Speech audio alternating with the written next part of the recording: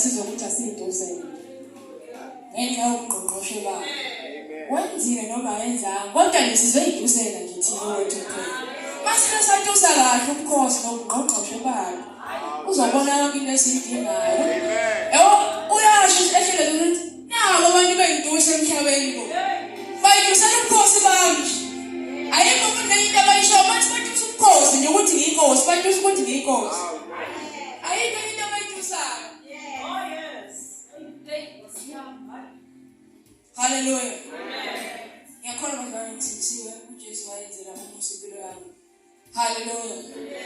Akukho umncane ngangwenzile phansi uJesu. Hallelujah, wayesiza impilo yami. Esasho kusisi ukuthi enqabeni kwakuzala ibandla. Nami ngikhona lapho. Lithi iBhayibheli incwadi yamathala yabethela kanye nami. Oh yes.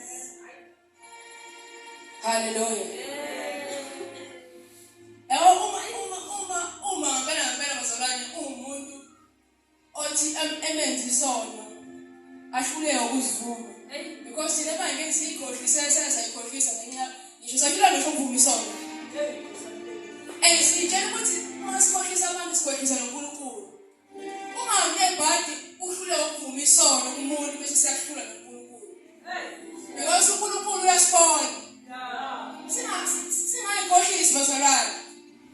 Ungabuka abantu ngathi isono sakho bazokwa. Manje ungalenzi iphutha lokuthi ngisho ufike uNkulunkulu ijele ukuthi uyamkhohlisa ngabona. Alibona igama lika Jesu. Hallelujah. Isono siyavunywa. Futhi masudayo uJesu wayenza kahle lento wayazisona. Wayazi ngesikwazi ukuphela emhlabeni singoni. Wasithi ngoba ngiyandawulela-ke. Ngiyandawulela-ke ukuthi uma nivuma. Yebo. Ila uma ivumile. Awukwazi ukuzivuma ukuphendula isono elingadalanga wasivuma. Uma nivuma, yabo lifana neprinciple ayishiki ngisho uthatha. Siyaphoqa ukuthi uma ufuna ukuphendula isono elingadalanga usivume kuqala.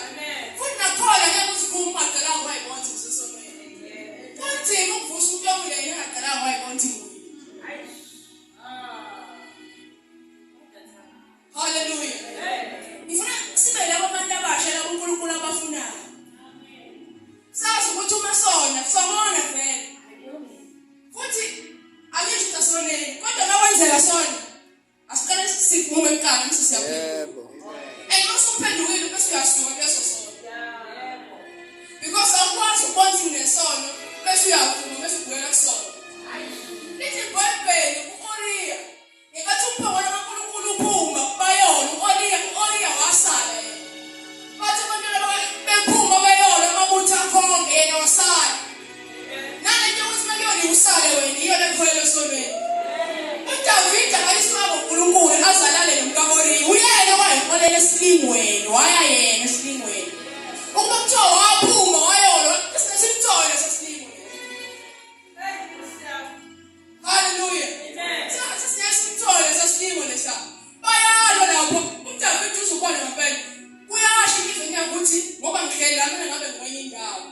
Uyaphuma ugibela phezu kwesipho akazi uyaphi ukuqala phezu.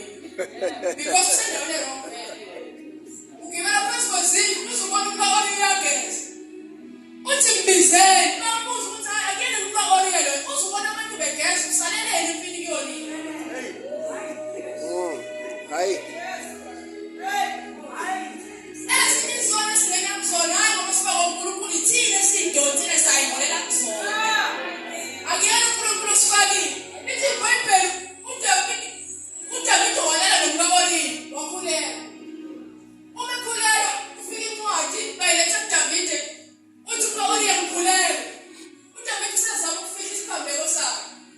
Uthi uthumela ibutho lithi alihambe liyobiza uOriya empini. Kuyaliwa. Njengamanje sekumele kubize uOriya ukuthi uOriya ihamba kanjani impilo yakho ukuthi uOriya impilo kaJobe iyanqoba lapha. Iyanqoba siyalwa yonke siyenza ngamandla ethu. Ukuzwa babutho siyanqoba. Uthi okay. Ngoba ngiyanqoba hamba uOriya ekhaya yona nomkakho uzama ukufika isiphambeko. Ufuna ukuthi masakuvela isisu sakwaOriya bese ngathi saOriya kanti akusona sakhe. Uyiholela esilingweni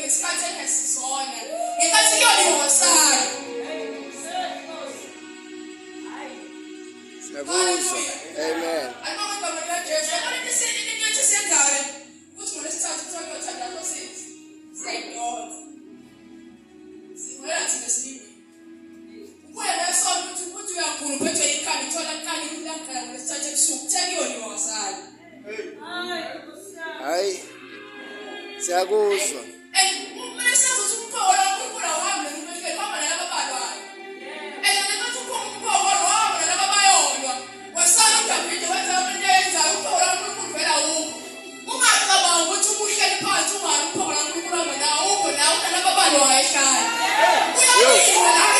Come on. Anizwa manje. Hallelujah.